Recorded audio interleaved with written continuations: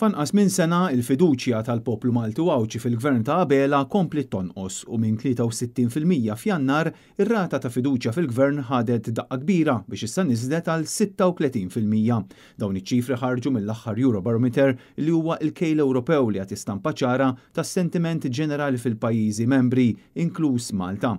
L-istħarriġ tal-Eurobarometer sar bejn 23 ta' Ottubru u 11 ta' Novembru u juri li l-Maltin aktar jafdaw lill-istituzzjonijiet Ewropej milli lill-Gvern Malti. Fil-fatt fil-waqt li kienu biss 36% dawk li wieġbu li għandu fiduċja fil-Gvern ta' Abela, 61% qalu li jafdaw lill-Unjoni Ewropea, rata li hija ferm ogħla mill-medja tal-pajjiżi l-oħrajn. Il-Eurobarometer sar fl-istess perjodu li fih il-Gvern kien għaddej bil-propaganda tiegħu dwar il-budget u l-effett jidher li ma kienx dak mixtieq min-nies ta' Kastilja, tant illi ma ġiex rifless fil-mod kif wieġbu l-Maltin u l-Awċin għal dan il-kejl Ewropew. Din id-daqqa tmexxija ta' Kastilja hija mera wkoll tas-surveys li ġew pubblikati fl-aħħar xhur fosthom dawk tal-Malta Today li juru kif l-appoġġ lejn il-Labour naqassew mill-elezzjoni ġenerali l-hawn.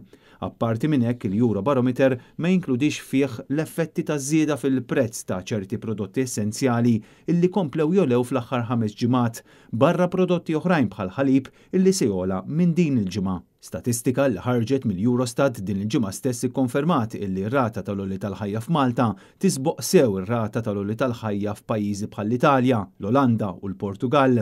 Anke l-pis tal-prezzijiet f'pajjiżi bħal Ċipru, Spanja u l-Irlanda huwa ferm inqas minn dak ta' Malta. Fatt li juri kemm il-familji Maltin u Mawċin spiċċaw iġorru pis enormi minħabba żieda kbira fil-prezzijiet ta' prodotti bażiċi.